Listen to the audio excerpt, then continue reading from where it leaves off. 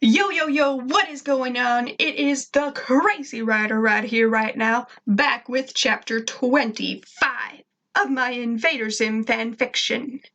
Previously on the Invader Zim fanfiction, I know it was a long time ago, but Dib asked Liz to move in with him and his family. Perhaps this time he will finally get her final answer. In between some other shenanigans, of course. If you want to find out right here, right now, then just sit back, relax, and enjoy it all. Right here, right now. Chapter 25 Chickenfoot. I guess Fred and Mary went on to capture Dib that day after we escaped. Luckily, it was easier for Dib to defeat and escape from them than it is for him to defeat Zim. Today we're watching Mysterious Mysteries together.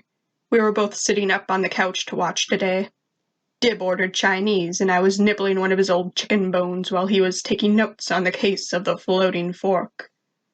Next on Mysterious Mysteries, the host went on, the mysterious, the horrible Chickenfoot. The screen showed what was obviously a man in a chicken outfit acting like a chicken and digging through a dumpster. Wait. Dib set down his notepad and pencil. Looks like a guy in a Mr. Chicky-Licky suit. You can see the zipper.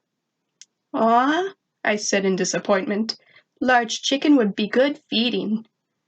The chicken man pulled out a discarded chicken toy as the door next to the dumpster opened. The chicken man freaked out and slammed into the fence right in front of the camera.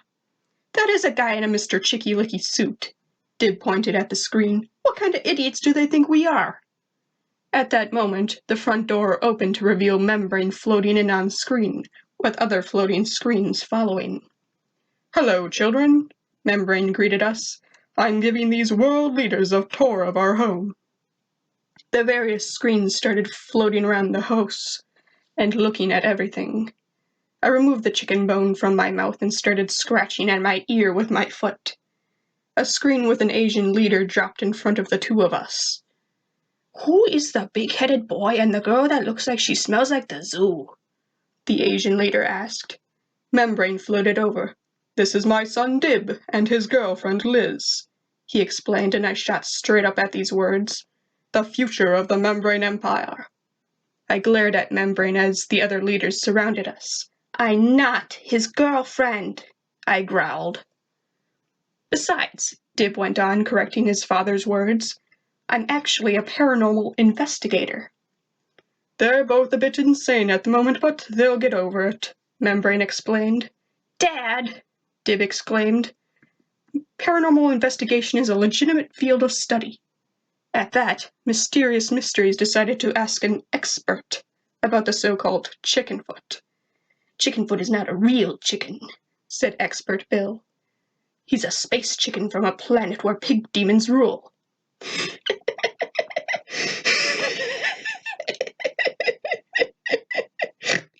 Anyway, Dib muted the television and awkwardly looked around at the world leaders. Paranormal investigator? The Asian leader asked. Your son and his girlfriend believe these things? Are the rest of the people in your country crazy like these children? He started laughing and I started growling. The other leaders started laughing too, and I could sense Membrane's embarrassment. We'll discuss this later. And he started to float off with the others following. But I don't believe in Chickenfoot, Dib defended. And I'm not his girlfriend, I barked at the Asian leader. Dib threw his Chinese down angrily, and we both sat with anger until they were all gone. Mysterious Mysteries is getting desperate for ratings, Dib said to me at last. This Chickenfoot story is undermining everything paranormal studies stand for, that I stand for. It must be stopped. This be like old days, I commented with a half grin. Oh yeah, Dib agreed with an even bigger smile. Just like old times, Liz. So the two of us went to the chicken joint to find a crazy man demanding slaw he already had. What kind of chicken do you children want? The goth girl asked us when we stood in front of the counter together. Actually, Dib turned to her as the slaw man continued arguing with the other employee. "We want some information on Chickenfoot."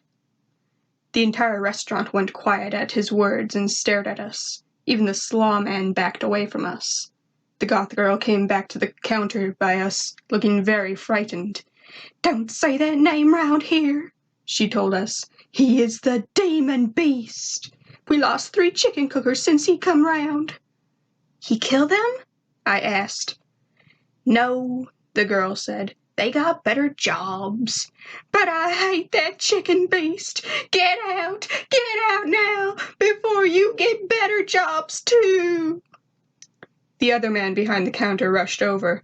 "Maria, don't make a scene." He calmed down the goth girl. He then looked at us and pushed open a drawer of chicken legs. "Now, children, perhaps you should try a Mr. Chicky meal. Are you thirsty for chicken?" I rose from 4 paws and put my fronts on the edge of the drawer. I smelled the chicken, but Dib pulled me away from the meat. "Don't try to throw us off track," he told the man as I sat on all 4s again.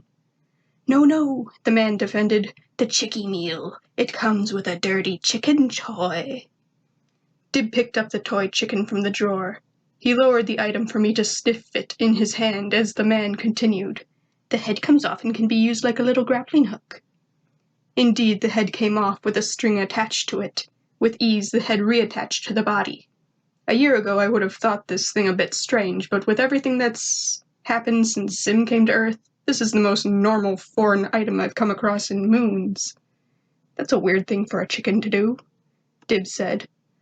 "That dirty chicken has a secret," the man said and gestured for us to follow him to the back of the restaurant. So the 3 of us went back to the old chicken freezer where the man turned on the light and shut the door. I started sniffing around the small area as he and Dib talked. "Okay, what's the secret of Chickenfoot?" Dib asked. "Ask the dirty chicken," the man told him and held up the toy. "What is the secret, dirty chicken?" Dib finally asked after hesitation. "Chickenfoot is a mass of chickeny evil." The man stood up straight. I stopped sniffing around and joined Dib at his side. The man squeaked the chicken in his ear some more and continued. "He has come back to avenge the souls of his chicken brothers." The man spun around and made a bunch of dramatic spooky noises as the light bulb flickered. "Oh, come on," Dib argued. "It's a guy in a chicken suit. Don't you have any hardcore facts? I want facts." The man hid behind a barrel of lard. "Don't hurt me. They say Chickenfoot lives in an apartment on 3rd Street. "The mass of chickeny evil has no apartment?" Dib asked, and the light blew. I snatched the dirty chicken from the man and carried it in my mouth. I loved how it squeaked like a squeaky toy or a mouse. Very satisfying. Dib and I went down to 3rd Street to find an apartment building. I was biting on the squeaky chicken toy while Dib was trying to find Chickenfoot's name. "No Chickenfoot!" he exclaimed after going over all the names. "The old man lied to us, Liz." Just then a man in a trench coat walked up to the door and into the building. "Excuse me," he said as he stepped right over me. I lifted my head as the door closed behind him to see a heap of feathers left in the man's wake. "Hey," Dib said suspiciously. "Come on, Liz." I grabbed the chicken toy in my mouth and the 2 of us pursued the man all the way up to his apartment. Dib kicked open the door and I dropped the chicken toy in the doorway. "Give up, Chickenfoot!" Dib yelled. "We got you now," I yelled as well. "Wait," the man approached us. "You want Chickenfoot? See, I'm Turkey Neck." He undid his coat to reveal many chins that did look like that of a turkey. "Chickenfoot's 2 doors down." "Why run from us?" I asked the man. "I thought you were some of those darn kids after me lucky neck meats," he explained. "They're always after me neck meats, don't you know?" I picked up the chicken toy in my mouth again and Dib and I both took a step back. "You see me neck meats?" the turkey man went on. "They're lucky." I shoved Dib out the door with my head and we went towards Chickenfoot's door. "This place reminds me of your foster parents' place." Dib told me while looking around. Good thing you'll be moving out of there and in with us. I stopped in my tracks. Yeah, I still hadn't told him yet. Dib didn't notice I stopped, and he stopped in front of a door. This must be it, he said, gazing up at the door, and then finally noticed me. What's wrong, Liz? I lowered my head and dropped the chicken toy. Dib, I not move in with you. Dib turned all the way towards me. What? Why? Well, I began. It's because of Zim, isn't it? He accused. Dib, isn't it? He demanded with more authority. My eyes lowered and stared at the ground. Can we talk later? I finally asked. We almost find Chickenfoot. Fine. Dib crossed his arms with irritation. This conversation definitely isn't over. With that, he opened the door and I carried in the chicken toy. The apartment was dark and smelled awful. I never smelled anything so repulsive. I stopped at the edge of the threshold because of how bad it smelled while Dib walked right in. I whined at the smell and took a couple steps back. I bit down harder on the chicken toy, and it squeaked. Finally, I took a deep breath and entered the apartment, breathing through my teeth. A peep of chickens. That's actually what a group of chickens is called. Fun fact, like a gaggle of geese or murder of crows. A peep of chickens fluttered out at us and through the door behind me. I had to restrain myself from chasing after them. Instead, I looked up at the straw-covered couch at the smelly man in a chicken outfit. Chickenfoot, Dib said in amazement. Go away, the man cried, and turned away from us. Don't look at me. I dropped the chicken toy again and told the man, We just talk. Don't look at my face, he said again. Dib picked up a chicken leg from the ground. What happened to you? The chicken man gazed into the distance. It's a sad, sad, revolting tale. I was once a man, just like you. I worked in a chicken restaurant, just like you. Neither of us works in a chicken restaurant, Dib corrected. Don't look at me, the man repeated. We weren't, Dib began, but I nudged him. Go on, I told the chicken man. So he told the story of some dishwater that splashed on a microwave he was standing next to, and somehow it turned him into a chicken man beast. The explosion probably just stuck the zipper, Dib said when the story finished. I could pull it loose. The chicken man stepped away from Dib. You speak madness, boy. Like he not hear that before, I responded. Every day that goes by, I grow more and more grotesque, the chicken man went on. That's because you don't bathe, Dib answered. I can confirm, I confirmed. I can't even leave the apartment anymore. Rodriguez made his way to the window with many other chicken toys. Now the chicken meal toys are my only friends. My one regret is that I never got the dirty chicken toy. Dib and I both widened our eyes as I picked up the dirty chicken in my mouth once again. You mean this? Dib asked, pointing to the contents of my mouth. The chicken man started demanding we give the chicken toy to him, and he launched at me, but Dib stepped between us. Hold on. Only if you come to the hospital with us. I think we can put an end to this once and for all. The three of us went down to the nearby hospital.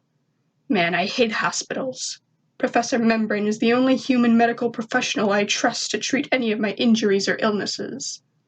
Chickenfoot was sitting in the room with me and the doctor, while Dib was calling mysterious mysteries out in the hallway. I had given Rodriguez the chicken toy when we arrived and was sitting on the floor as the doctor tried to explain the situation to the delusional stink man. What do you want, kitty cat? What? What do you want? Can you leave me be? I'm still working. Go away. No matter what, he was still in denial. The doctor herself went to undo the zipper, and he freaked out. He ran out of the door and down the hallway, screaming that he was a freak. And the cat is now doing other stuff. Sorry about that, the cat demanded my attention, and I just couldn't say no. Let's try to finish this. It's really hard to want to chase someone who smells that bad, Dib said as we both ran after him. I ran on all fours a few feet in front of Dib. Chewie tripped over a gurney and a man in a wheelchair, dropping the chicken toy. I easily leaped over all the obstacles and past the dirty chicken. I heard Dib stop at the toy behind me. "Chickenfoot!" he cried as me and the man kept running. "Come back! You're not a freak! You're just stupid!" I followed him out of the hospital and into the parking lot. He started hopping around and acting like a chicken. "Chewie!" I stopped and called to him as Dib stopped beside me. "I know how you feel. We can help you." I know I'm delusional. I know my body is not a wolf, but I still act like it is because... Beside me, Dib pulled the beak from the dirty chicken and threw it onto the zipper of Chickenfoot's costume. Chewie didn't notice and ran back inside the hospital, dragging Dib by the cord. I chased behind both of them until some doors closed on Dib and the dirty chicken. I shoved the door open just in time to see Chewie jumping out of the suit with the mysterious mysteries crew surrounding him. "The curse is lifted," Rodriguez said with tears. "Thank you."